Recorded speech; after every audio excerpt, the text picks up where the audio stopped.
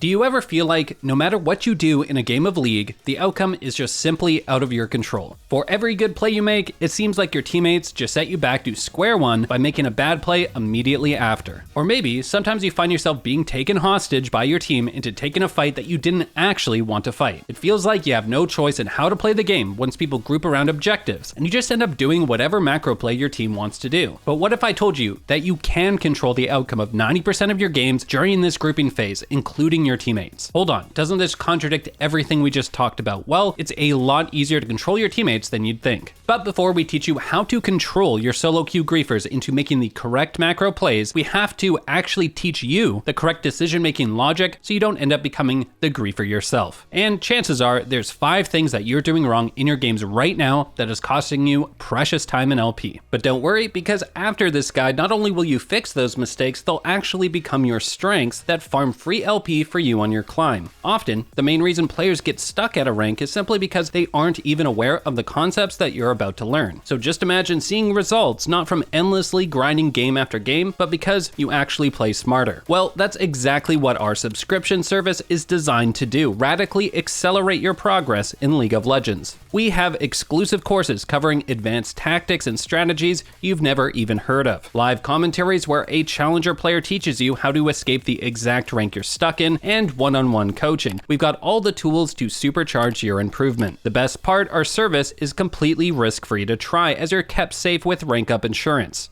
If you don't significantly improve while actively using skill capped, then you get your money back, no questions asked. So click the link in the description below to start improving fast and get the rank you've always wanted. Alright, now let's get into the first mistake you should fix: Baron throws. Baron can be an LP graveyard, but at the same time it can be your golden ticket to victory. And fortunately for you, we're about to teach you how to avoid Baron throws altogether and instead farm free LP by abusing this objective. There are 2 main rules to Baron takes: number advantage and vision control. In order to avoid throwing at Baron, you should never let your team pull it when 1, the number of players alive for both teams are even or worse, and 2, the enemy has vision of the area. If your team randomly pulls Baron without any real advantages, you're almost guaranteed to throw the game away because the enemy jungler has the chance to steal, and Baron itself deals damage to your team, making the fight a 5v6 at best. If you ever see your team about to pull Baron under these conditions, you have to danger ping them off. Pings are the most reliable way to control your fate on the Rift, and combining them with the macro knowledge we're about to teach you throughout this guide is the formula for Freelo. But there is a correct way and a wrong way to use pings. If you only ping once or twice, chances are your teammates won't notice, or they'll simply ignore it. However, here's the trick: if you ping up to the limit of 6 times, you can basically mind control your teammates into doing what you want them to do. And here's actually the advanced trick: make sure that you don't go past 6 pings every 5 seconds. If you try to ping that 7th time, you'll actually be locked out of pinging for 10 seconds. Worst case, your teammates might not listen at all and int anyways, but in 90% of your cases, your pings will have an effect and save you a lot of LP in the long run.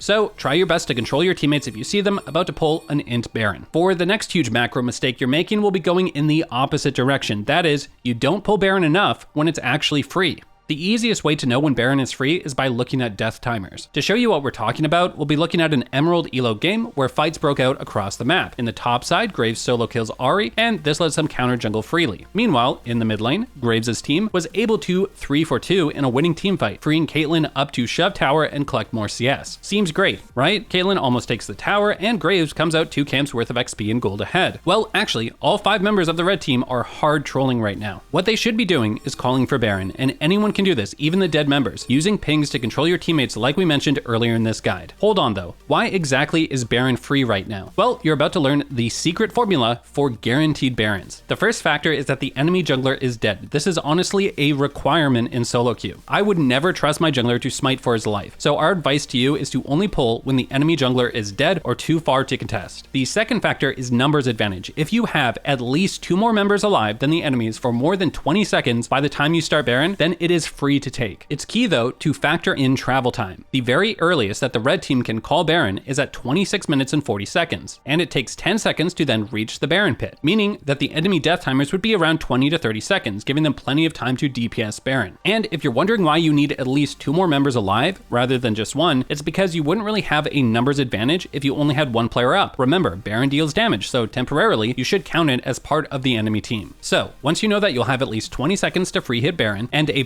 +2 numbers advantage, including the enemy jungler, Baron will almost always be the optimal objective if your team is healthy enough to not base. And choosing this objective over any other objective is so important. Baron gives 1500 gold and about half a level for each player, not to mention the siege buff that will let you take more towers and camps in the long run. So, the next time you find yourself in a situation where you just want a team fight, ask yourself these 2 questions. Is the enemy jungler dead or unable to smite? And do you have a 2 or more numbers advantage? If the answers to both of those questions are yes, then the Baron is takeable and you should spam ping your team to take it. Most of the time they'll listen, but if they take too long to move, or they instead play for weaker objectives, it's fine to just move on to the next play instead of forcing it. Another slightly more complicated way to secure free Barons is through map positioning even without death timers. In this challenger game, that's exactly what happens, and we're actually going to be teaching you how to easily recognize this in your own game. To start, both teams contest vision around Baron with even numbers. They both end up clearing pinks around mid, so neither team has vision of that brush, which will be important later on. Both teams know randomly pulling Baron will be an int, so instead they fight over smaller objectives. In this skirmish, Kha'Zix's team is able to pull out of bot and retreat towards Baron, knowing that they already cleared vision in that area. Another reason they make this decision is because Amumu's downwards pathing gives away that blue team isn't thinking about Baron right now. Because of this, Baron is able to be bursted down before the other team can even make it to Baron. The key here is that if you ever find that the enemy jungler and at least one other enemy is bot side while Baron is up, and your whole team is around Baron, you can burst it down for free before they can even get there. This is the exact same concept as the death timers from earlier, but instead of the enemies being dead, they're just too far away to do anything. In this game, Kindred's team was actually close enough to contest when Kha'Zix and the others just started rotating to Baron. But the deciding factor here is vision control. Remember those pings that got cleared earlier? Because of that, Kindred's team had no clue Kha'Zix's team was going to rush Baron until it was too late. This vision bought an extra 6 seconds of time, and since Kindred was halfway across the map from Baron, there was no possible way she would have made it there in time. In general, it will take about 15 seconds to travel halfway across the map, and the vision control advantage allowed Kha'Zix's team to get away with the Baron heist using that 20-second timer rule. So now you have 2 ways to secure free Barons, using the 20-second death timer rule and map positioning to accomplish the same effect. Using these 2 tricks to always secure free Barons will make games so much easier and save you a lot of stress from coin flipping fights. Now for the next mistake you're making that's costing you that sweet LP, we're going to be visiting the bot river. You probably guessed it, this time it's all going to be about Dragon. This objective is one of the biggest baits in League of Legends, and the fact of the matter is you don't need to fight Dragon. Dragon matters a lot more in pro play, but in solo queue, playing for individual leads such as minions or tower plates is far better for consistently climbing in an even game state. In fact, even challenger players will get baited by this oversized lizard, as you're about to see. In this game, the red team made an extremely good play by picking Cassiopeia while Taric had Rift Herald. Meanwhile, in mid, Victor ints his life away in a 1v3, but this doesn't matter. Your teammates will int, there's nothing you can do after it happens. However, this game state is still really good for Senna and Tahm Kench. Cassiopeia is dead, Jace is too low to rotate, and Rell and Kayn are about 15 seconds away from bot, making it a 2v0 Rift Siege situation. In this scenario, they should be getting away with 4 plates, which needless to say is extremely good for their lane. However, the mistake comes when they rotate up to Dragon instead of just committing to the tower. This is literally the worst thing you can do with a lead. The returns on Dragon are nothing compared to playing for kills, plates, or farming. Not to mention, Dragon is extremely risky if the enemy is actually around to contest and knows that you're doing it. If the enemy jungler is there, it's basically a 50-50, and whether you win the smite or lose it, there's so much more that you could have been doing with your time. Whenever you play solo queue, you should always prioritize farm, kills, and plates in that order. Dragon should be the absolute last option. Heck, even recalling would be a better play. Yes, you heard me right. Recalling is more aggressive than pulling Drake. Imagine a world where Senna, Tahm Kench for some reason didn't feel like taking the plates, but also didn't rotate to Dragon. If they had recalled instead of fighting Dragon, they'd be able to spend their gold lead, cashing in on about a combined 2.5k gold. This would then let them have spikes over their lane opponents, which could lead to more kills and plates down the line, and they could hard carry mid to late game. The bottom line is fighting Drake is almost never good unless you're perfectly set up for it or extremely ahead. Fighting Dragon is good if your team has an insane gold lead and vision control in the river. At that point, the purpose of Dragon is to bait your enemies into taking that bad fight rather than the Dragon itself. And because people overvalue Dragon, you can snowball really hard abusing this strategy. Now, the next huge mistake that you need to fix is that you need to stop fighting directly after an objective. Using the tricks we taught you, let's say you are able to secure a free objective. This moment, right after you take an objective, is the easiest timer to int on. So many games are thrown because players get overconfident after getting a free Dragon or Baron, and they just run into the enemies and die. Fighting immediately after a Dragon is basically inting, because while you were using resources taking the Baron or Dragon, the enemy team used that exact time to group and reposition, meaning they have the advantage now. So the mistake you need to fix is that you have to either stop yourself or your team from running it down immediately after securing that objective. Like we mentioned earlier, the best way to do this is simple. It's just through pinging before your teammates start a bad play. If you see some of your teammates going towards the enemy's fog of war, spam ping them ASAP ASAP. If that doesn't work, well, you have two options: go with them or prioritize shoving lanes away from the fight. For the first option, this can sometimes be okay, but it entirely depends on your mechanics, which can be a double-edged sword. Hover your teammates and fish around for potentially good one-for-one opportunities, essentially using your teammates as meat shields. As you can see, this choice is a lot more coin flippy compared to the alternative, which is playing for resources elsewhere. Instead of committing to the fight, Xayah and Lee Sin could have shoved mid and then either shoved top or recall, which guarantees individual advantages for them later on by letting them reach their item and level spikes earlier for future fights. And when you don't commit to the fight, chances are your teammates will try to disengage because they're less confident, so your losses will be kept much more to a minimum. And finally, the last big mistake you're making that's costing you games is that you're probably overstaying in low priority areas of the map during the teamfighting phase. Once home guards become active at 14 minutes, champions are able to move around the map quicker, meaning more fights are bound to happen. And the thing about solo queue is random fighting will happen in every game and every elo no matter what. So the key here is to make sure you're around the fight area when it happens. But how can you do that if you don't know where the fight is going to be? Well, chances are most fights will be somewhere around mid. And this makes sense because both Baron and Dragon are close to mid, meaning that you can contest either objective if the enemy team wants to pull either one. Now, if you're an AD carry, jungler, or support player, your job is pretty straightforward. You should always path to mid from base because there's farm for the AD carry there and camps for the jungler to farm while support secures vision. However, if you're a solo laner, you're usually on side lane duty to pick up the waves, and the most common mistake is that players don't know when to leave the side lane, creating a numbers disadvantage on the map. And this is a common mistake even present in Challenger. In this game, a Darius without teleport paths straight to bot. This decision is wrong for two reasons. The first and most important reason is that the bot wave is actually shoving into him. This means that Darius has free time before he actually has to go and collect his wave under tower. The second reason is that there are active fights going on while he's pathing out of base. Remember, you want to be around mid for the fights so you can impact the game. If Darius instead passed through mid coming out of base, he can either single-handedly win the fights for his team, or he can then just go farm side lanes if it looks like there's no good play. Just imagine if Darius was at the fight during this frame. Chances are he'd double kill Hecarim and Rell and maybe even kill the rest of the enemies. In general, if Baron is spawning or one team summons Rift Herald, there's guaranteed to be a fight around mid. If there's no immediate Baron threat or a siege, then you should be fine to split push, but make sure you path towards mid after shoving your wave instead of going for a tier 2 tower. By making sure you hover mid every time you get a window after shoving, you can exponentially increase the chances of winning a fight by creating a numbers advantage. Alright, now before we wrap it up, let's address the elephant in the room, the feeling of being stuck at your current rank.